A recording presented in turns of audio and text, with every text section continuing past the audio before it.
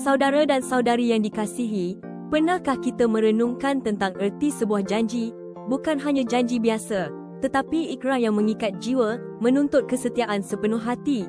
Dalam perjalanan hidup ini, kita sering berhadapan dengan persimpangan, di mana setiap pilihan membentuk takdir.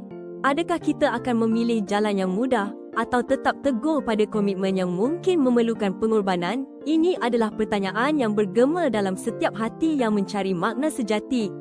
Kitab Bilangan 32 ayat 18 mengukirkan janji yang luar biasa, kami takkan berpatah balik.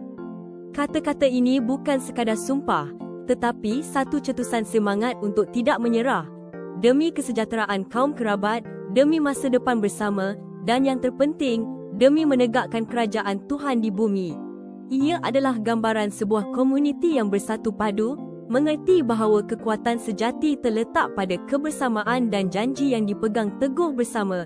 Selepas setiap perjuangan yang tulus, datanglah anugerah ketenangan. Ketenangan ini bukan sekadar rehat fizikal, tetapi kedamaian jiwa yang abadi, hasil daripada janji yang ditepati dan kasih yang disemai.